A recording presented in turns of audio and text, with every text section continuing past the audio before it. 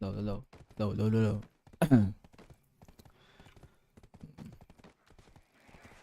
The distortion. Swerte.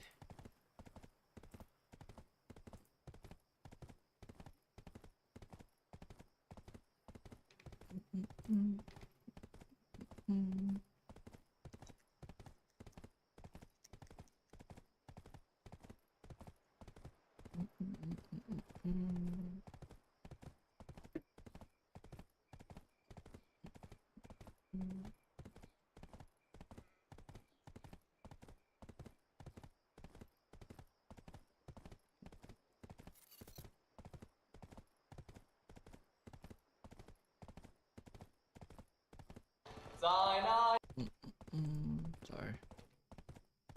Let's see. What can I watch while I'm playing? While I'm grinding? What can I watch?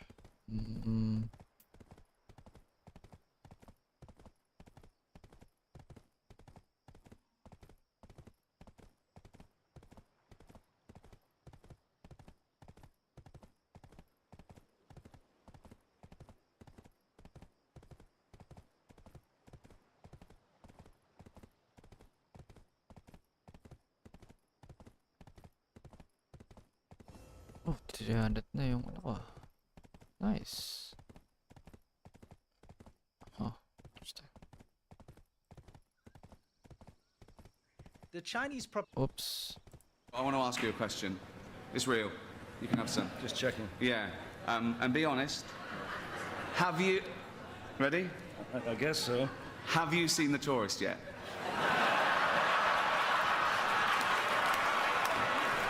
Have you? No. I want to ask you a question. It's real. You can have some. Just checking. Yeah. And be honest. Have you... Ready? I guess so. Have you seen The Tourist yet?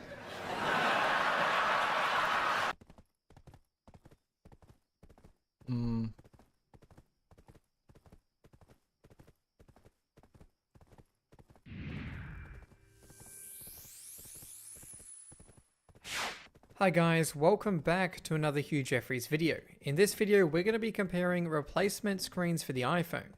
With there being many different types, it can be hard to know what displays are any good. There isn't a great deal of easy to access information about this, so I thought I'd do my own testing to try and find out. I've purchased all four types of replacement screens that are commonly found online: LCD, hard OLED, soft OLED, and OEM refurbished. You may also hear terms like EK, GX, and JK that refers to the display's manufacturer. While the screen sounds like a pretty standard component that looks the same no matter the type, if you look closely you'll find some differences between the displays we have here. The hard OLED screen has a different style flex cable, and the Touch IC chip found on the left hand side of that cable looks a bit odd. At a closer inspection, it's a fake chip that's actually hiding other components underneath. This was likely done to make the screen look more original.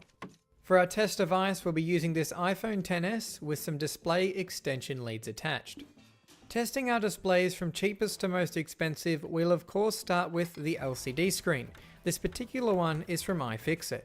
The iPhone XS is designed for an OLED display, but that didn't stop manufacturers from trying to retrofit an older display technology on. LCD displays are thicker than OLEDs, so the screen will stick out further when installed. We'll connect this one up so we can see the visual quality of this display. As I expected, the colours are lacking compared with an original panel. This is especially noticeable with the music icon. LCDs differ from OLEDs in that they have LEDs illuminating the whole display from behind the picture.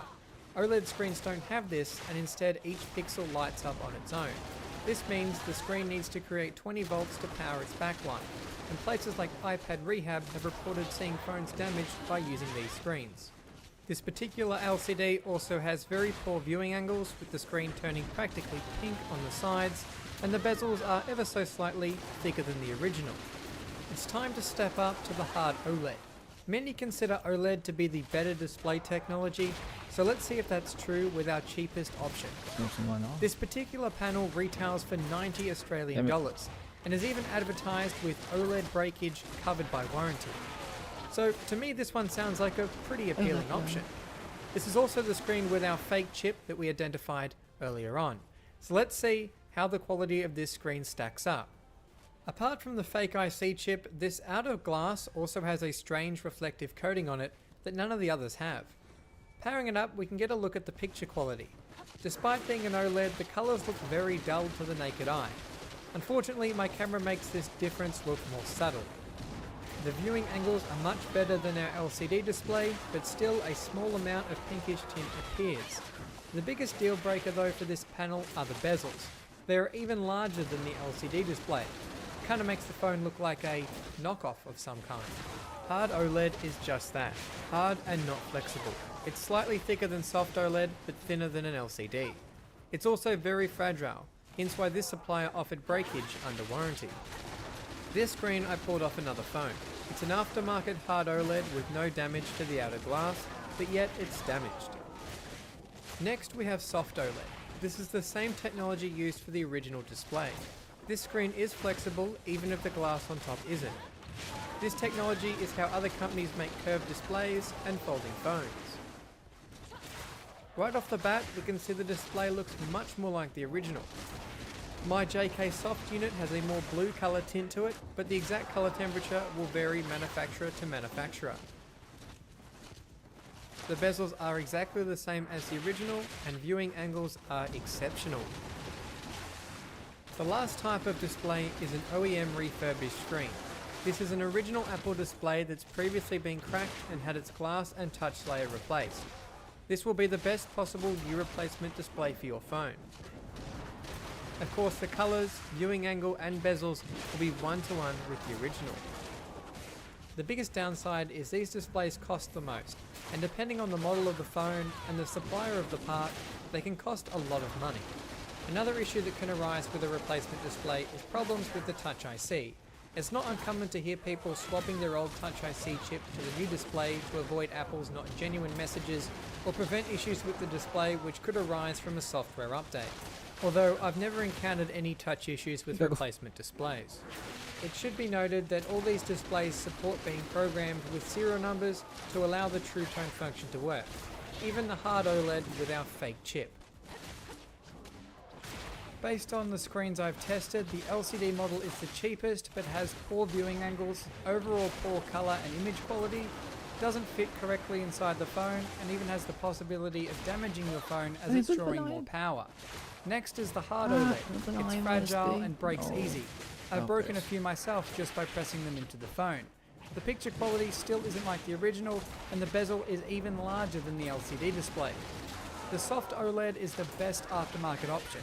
It's got the best viewing angles, great picture quality, and looks stock. And we can't forget our refurbished display, for those who want the best possible display, even if it comes at a higher cost. I personally would only recommend soft or refurbished displays after having done these tests. Of course, results will vary slightly between screen manufacturers, but I hope this made the overly confusing screen options easier to understand, so you can find the right screen for your next iPhone repair. And on that note, this has been a Hugh Jeffries video. If you like what you saw, hit that subscribe button and consider checking out the repair tips playlist for more videos just like this one. And if you're looking for any tips or what tools I use to repair devices, be sure to check out my website, link for which is down in the description. That's all for this video, and I'll catch you guys next time.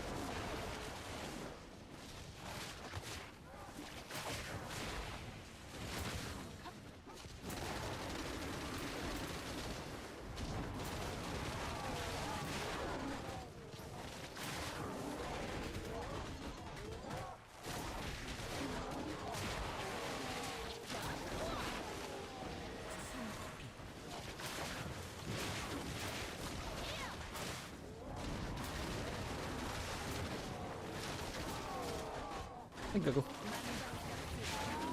Man, this is so complicated.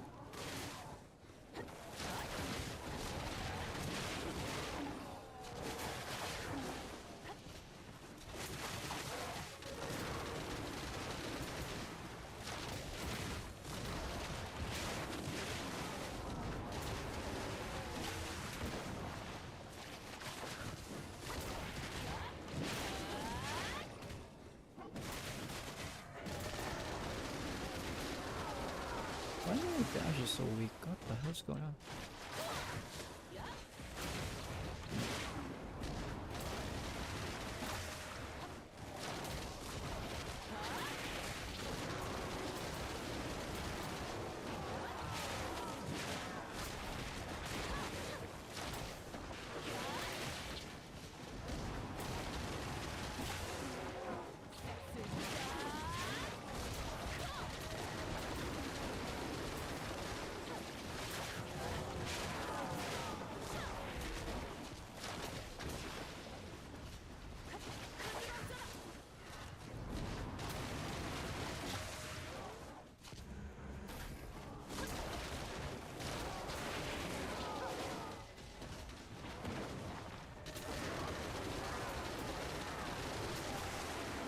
Just to get it out in front, the issue that a lot of people seem to be, well, a lot of people, that some amount of people seem to be having is the iPhone 15s and 15 Pros are overheating. And it's been attributed to a couple possible things. Maybe it's software bugs, maybe it's the A17 Pro, or just the new phones in general. Either way, lots of people having overheating issues with their phones and going to Twitter, sorry, X, to talk about them. This is one of the reasons actually that my iPhone review was, I would say, a little bit late. It's because the last thing I've been testing, after all the other new stuff with the phones and all the camera stuff and all the screen stuff and all the other stuff we've tested, is the battery life. And you and I, you've had the Pro Max. Yeah. I've had the 15 Pro, spent the most time with it, trying to compare it to the old phone.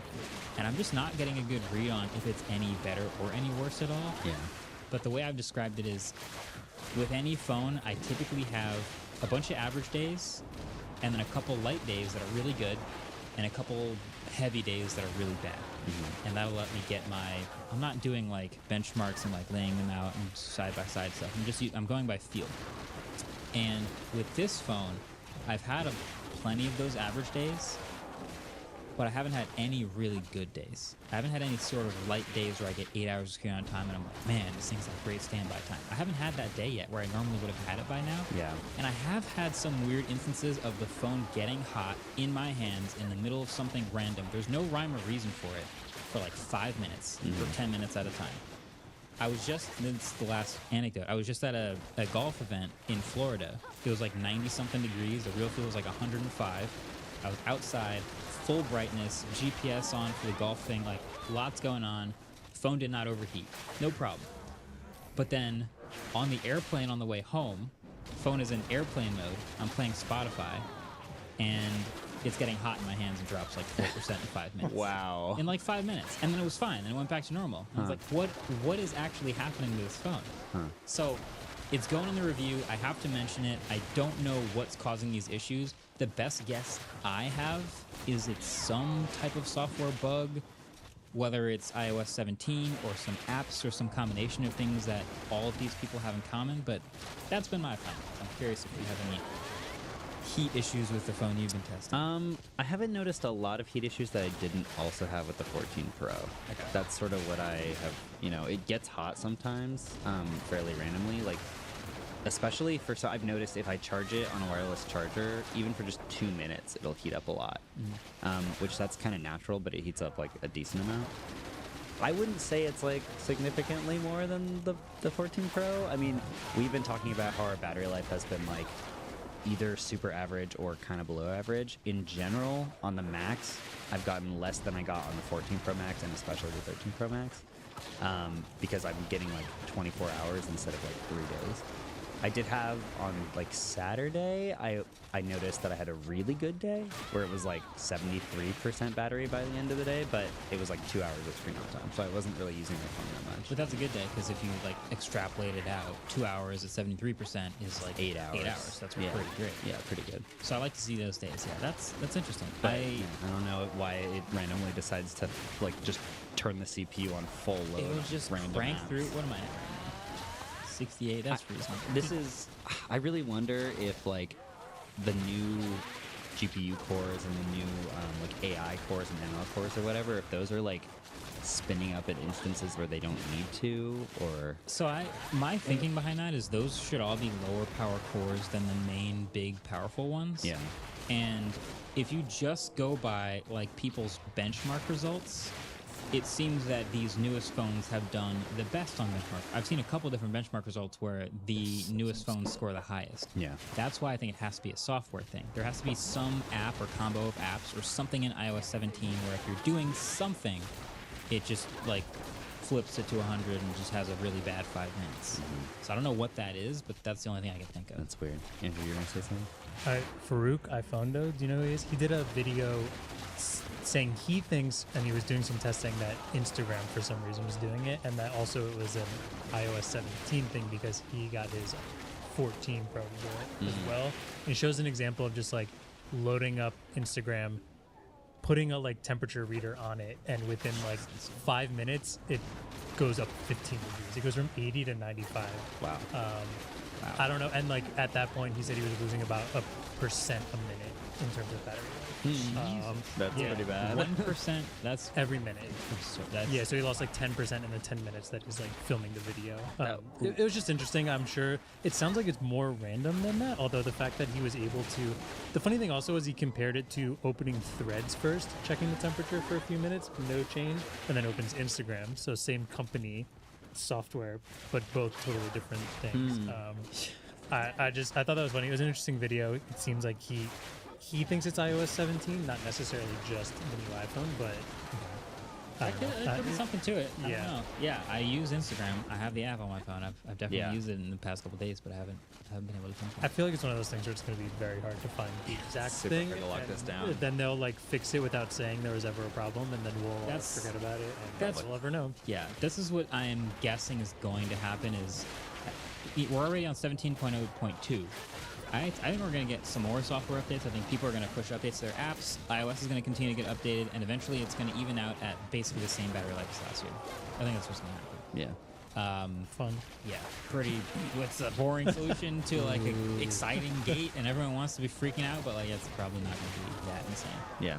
Yeah. That would explain why I'm not getting as good battery life on the Max, though. Especially if that's happening like in my pocket and I'm just not noticing or something. Because sometimes what I did notice is when I did notice the phone was hot, is when I reach into my pocket to grab it, and it was already really hot. No, yeah, and I was It's like, just so funny to be like not using it and pick it up and Yeah. it's like really hot. and I had assumed like, oh, did I like turn on the flashlight by accident? It was on for a while or something, but it was never on. So As a two-phone person, I'll like check both pockets, and like one phone is cool and the other phone's hot. I'm like, what's going on here? What's happening? The Pixel gets warm sometimes too, just randomly. I don't yeah, know. hot leg, cold leg. It's the way it is. In terms of the other thing that kind of, obviously, Jarek Everything's video of him just crushing the iPhone 15 Pro Max in his hands was fantastic. Are you guys seeing any durability issues? No. I have a story. Uh-oh. I have a story. Uh-oh. I have my review unit iPhone. This happens every year. I have my review unit, but I also will buy one of them for my own. And I was at an Ultimate Frisbee tournament. Did this happen last year? Yeah. I was at an Ultimate Frisbee tournament, and I went to sit down to put my cleats on, and it slipped out of my pocket. I'm tired.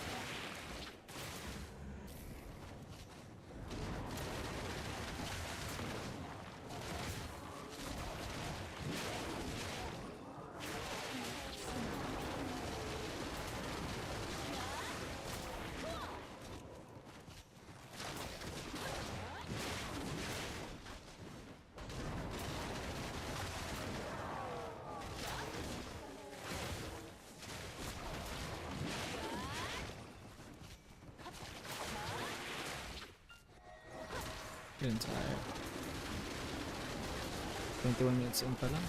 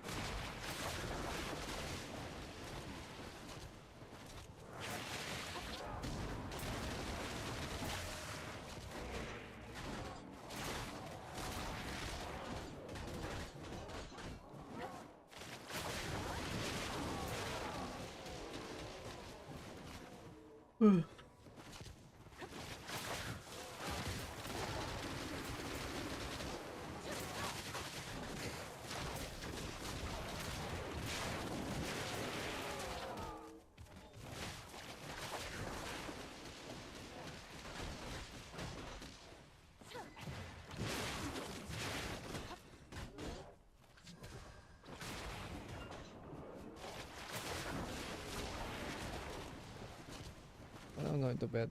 Sorry.